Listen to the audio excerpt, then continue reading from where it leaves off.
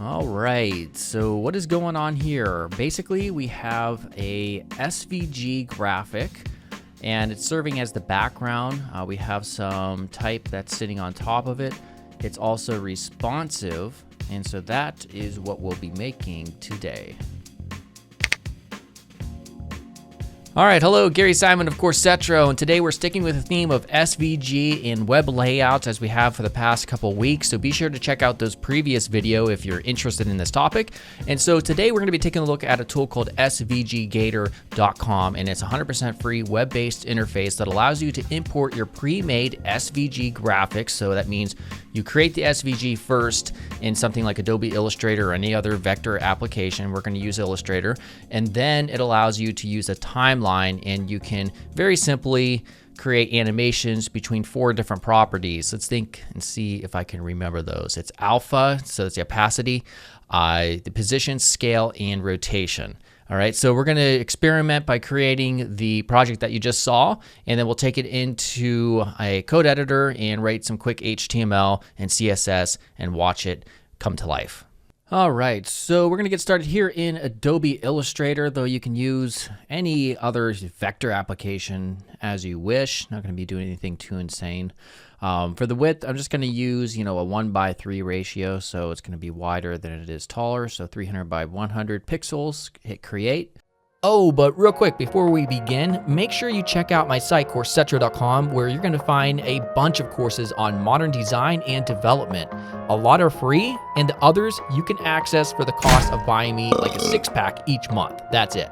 Now, also, it probably wouldn't hurt to subscribe here on YouTube, and be sure to make sure the notifications are turned on. All right, let's get back to it. All right, and here we are. So what I want to do first is I'm going to use a background color for this. So the whole thing will have a background. I'm just going to use the, the rectangle tool. And also I want it to extend slightly beyond 300 for the width. I'm going to put 302.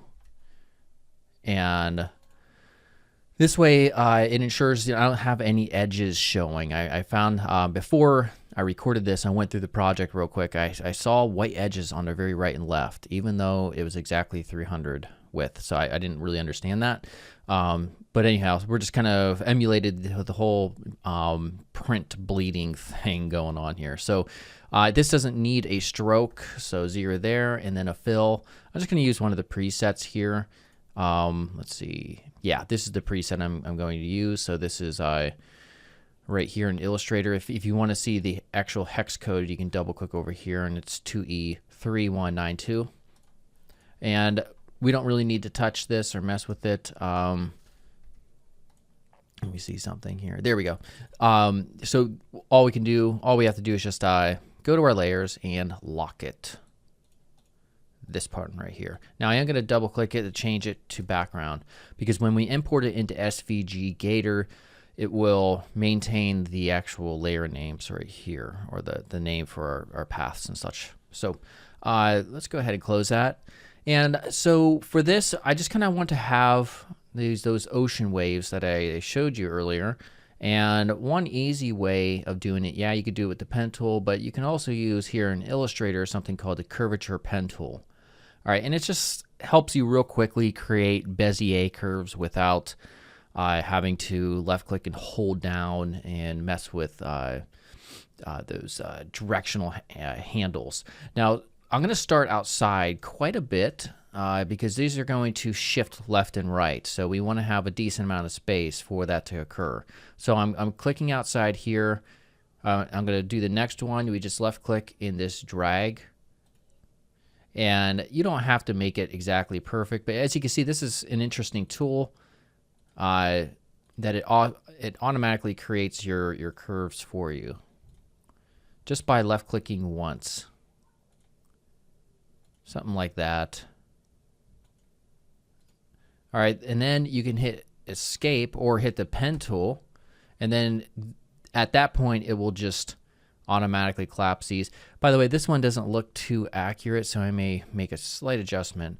But what we want to do is just click on this the very last anchor point. Hold shift, go down. Hold shift, go right here. and connect it up to a full path. So I'm going to take the direct selection tool right here and fix this just a bit. All right, that'll be fine right there. All right, and so now what we can do is create a second version. So this first one will be just slightly darker, not slighter, in color. So compared to this background. So let's just drag this off to a swatch right there. And then what we'll do is if I come over here and I want to take it down just slightly. So it's just a little bit darker. All right. Also, another thing I want to do is take these bottom two anchor points and just pull them down by 1 pixel. So I hit the down key on my keyboard. All right. So now what we'll do is I'm going to just, instead of doing this all again, I'm just going to hit Control C, Control F. We'll have a duplicate. So this one will be, let's see here, Wave 1. This one we'll name Wave 2. All right, and then we'll collapse that. Actually, I'll bring it back. We'll take the Wave 1 in the back, and we're going to push it up just slightly. And this one in the front, which is Wave 2, we're going to make it darker. So it's darker than the first one. So something like that. Now we're going to start these off in opposite positions. Kind of something like right around there. All right, so something like that. Now I also want to create kind of like an ocean buoy of sorts. Before I do that, I want to flatten this just a bit. And the reason I'm doing that is because naturally in waves, the further ones won't look as large.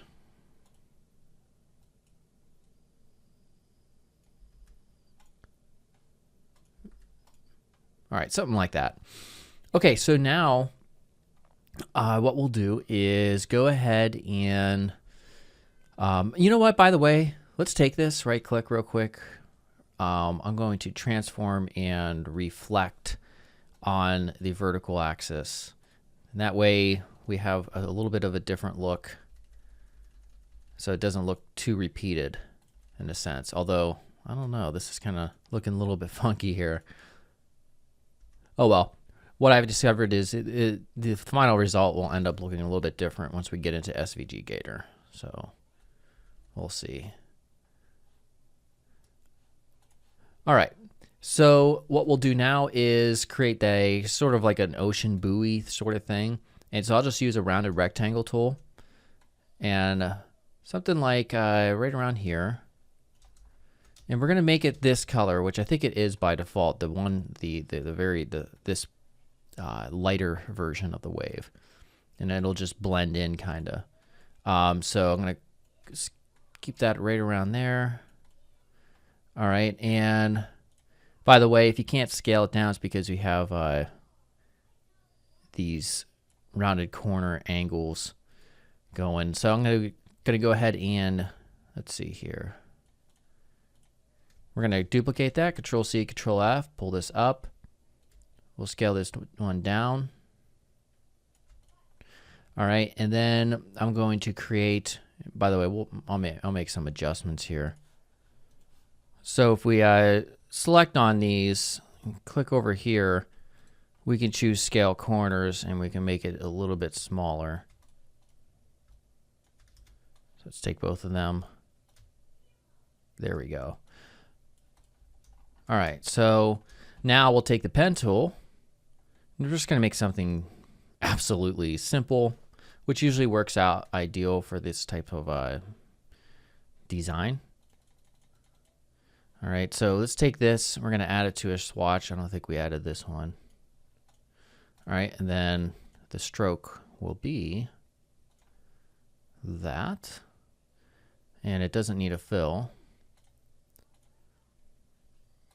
All right, and then we'll Control C, Control F to duplicate. We're going to transform, reflect, bring it over here.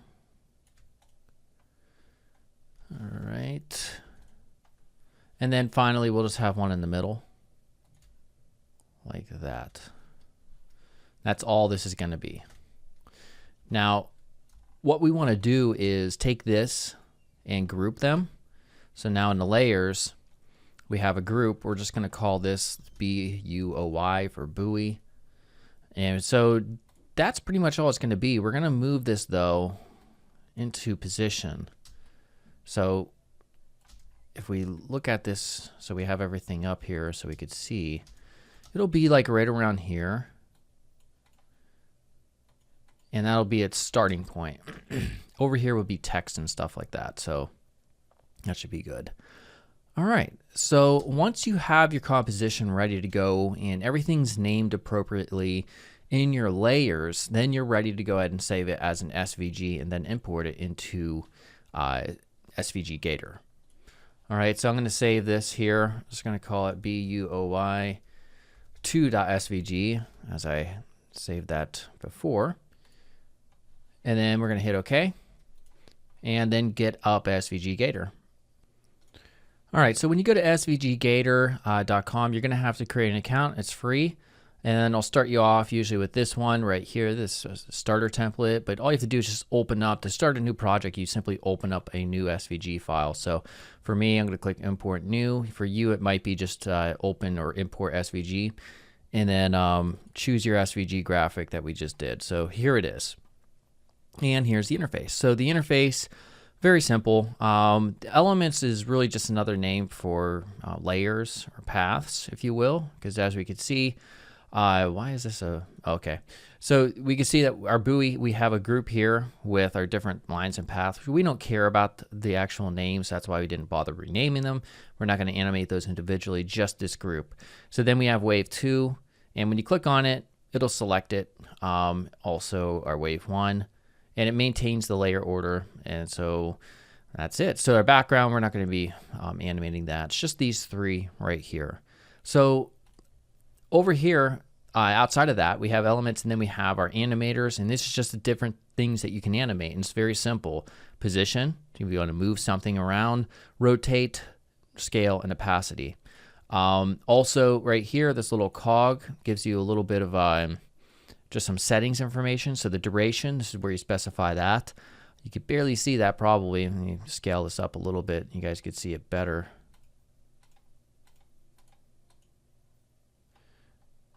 Okay, it's I have to scale it down. Just kind of cutting off the top there. We're going to change this from 3 to 6 seconds right there. All right, and then hit enter when you do that, and you'll see now the timeline down here goes from 0 to 6 seconds. And do we want a loop? Yes. So you can obviously create non-looping animations and ones that animate on mouse over. And then you could also choose optionally to restart on mouse out or freeze on mouse out. So it's kind of just handy JavaScript that they'll bake in there for you. So we don't want to animate on mouse over. It's going to make it by default when the browser loads or the page loads. All right. So now what we'll do is go ahead and we'll save this. All right. And then the very first thing we need to do is to select the element that we want to actually start animating. So we'll say the very first one, which is wave 2. What we do is we could click this plus here, but really all we have to do is go to animators. And what is it that we want to animate on wave 2? Well, the position. So we click on position on the little plus button. And then here we have wave 2 with the animator of position. So obviously you can have 3 more of the other ones. So this is the first one. Down here we have this the easing type. So linear is just a very simple type of animation from one point to the other. You can ease in, ease out, or ease in out. And I'm going to use ease in out as it will start off slow and then work its way up and then start off or end slow as well. So to create a nice transition as it's looping between the movement of the waves. So once we do that, we'll go ahead and hit this right here, which adds a keyframe. So the keyframe is going to start from the very position of 0, 0. Right here where it says, it might be hard for you to see, but it says 0, and then there's a comma, 0. I think that's a comma. And so this is basically X, Y, the X, Y positions. Unfortunately, you can't drag it or left click and drag to change the value. You're just going to have to manually enter it in and just take a guess when you want to change it. But for this keyframe, we're starting off right there at position 0, 0. So then we're going to move to, let's say, 3 seconds. So we just drag that there. We add our keyframe here. And then, so what is it that we want to change? We want to change the X position. So let's just say, let's try 20. So you can see it moved everything over here. All right, and then we'll go back to 0. Oops, from 20 to 0 right there. All right, so now if we hit play, you can just barely see it, but it is moving back and forth now. And that's what we want. So that's what we want to do for the wave 1. So we click on wave 1, we choose position. It'll add it there, and then we add let's change this first to ease in out. Then we'll add our first keyframe. This one, we can choose to go a negative value. So let's try that and just see where it ends up. So negative, let's try negative 20. And then go back to 0. All right, so now if we hit play, there it is. Now we'll be able to see it much larger once we view it in the browser, but I think I like that. All right, so the final thing we want to do is take this buoy and make that rotate. So we only want to do it onto group. So we click on buoy, and then we add rotate. And then after that, let's go ahead and add a keyframe right there. It is right here, and we can also add ease in out for that as well. And for this one, we'll add 1, 2, 3, 4, 5 keyframes for this one to make it kind of go back and forth a little bit more. So the one we want to adjust is this degree angle right here. So let's try 10 degrees. And then you don't obviously want to do it too much, but I think that's pretty good. So then we'll go from there to, let's try negative 10. Back to 10. And then back to 0. And that way it all lines up. Everything's basically at 0 position at the end so that it lines up with the beginning easily. All right, I think I like that. Okay, so now once you have everything done here in SVGator and you like it, then we can just click on Export SVG, and we'll just call this Corsetro buoy and hit Export. All right, so it just downloads the SVG file. That's the only thing that happens. By the way, there is a code manager over here that if you click, it'll show you what's happening in the code. Everything is contained within this SVG file. So now we can go ahead and show in folder. And I have an empty project folder I just created, and I'm going to drag that Corsetro buoy file. I don't want a space there, so we're just going to put it buoy.sv. All right, it's already there. I should have a window show my extensions. And then we're going to open this project folder up in our code editor, and I'm using Visual Studio Code. And here I am in that project folder called project, and we have that buoy SVG. So now we'll go ahead and create just a couple files here. So new file of index.html. We'll put in main.css as well. And an index, I'm going to hit the exclamation point to get some initial HTML. Control B to get rid of that sidebar. And we'll use our link rel real quick to get our style sheet imported. So link rel equals style sheet. And then also href equals main.css.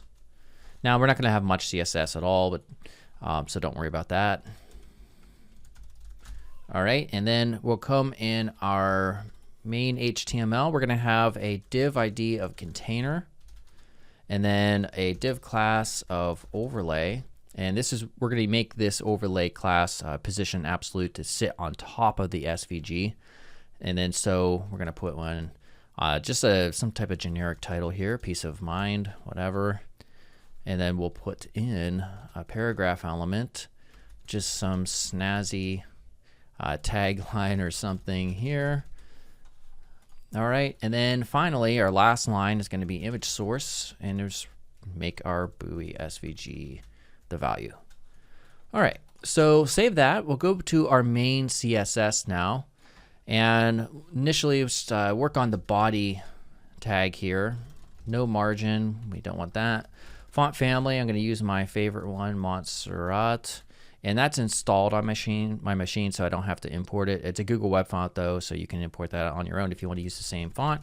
Background is, let's go back to our Adobe Illustrator, and let me go back to layers, unlock that one, select it. It is 2E3192, just copied that there. And that's going to be the background of our web page as well. So the SVG, when it's in it, will kind of appear seamless. All right, so then our container ID, if I can type, is going to be width of 100% and height is 100%. Now our image, or our SVG in other words, is going to be width of 100% as well, and that will make it responsive. So then we have our overlay, and that basically handles the text of H1 and P, is going to be position, absolute, color is white, margin will be 3 EM, and width will be 65% because we don't want the type going near that buoy. So after that we have our H1, just some font size stuff here, 2.5 EM. Font weight will be, let's see here, 300, and margin bottom is 0.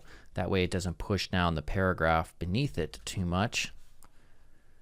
All right, this is the final rule set here. So color is just going to be a lighter blue, so 7D81EF. And then font size will be 1.5 EM to bump it up from its original size, and then margin top 0. There we go. So now let's go ahead and hit Control B, right click. You could open this with the live server or reveal an explorer. I'm just going to do that real quick.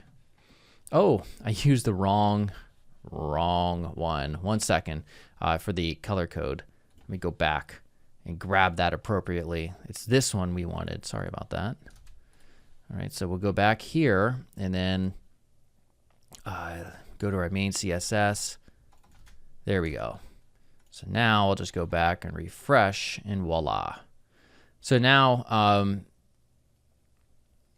I can scale this, and you can see it. The actual SVG background itself or graphic is responsive. And the only thing, if you wanted everything else to be responsive, you would just use CSS media queries to position, to reposition this element and resize it as needed. Because I mean, if you're right here, this looks bad.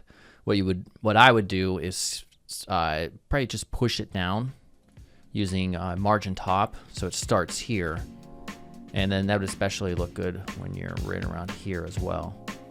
All right, so hopefully you found that interesting and learned something new, something that you can use and integrate in your landing page designs and web layouts alike. All right, so make sure to hit that subscribe button if you haven't, and also check out Corsetro.com. See you later.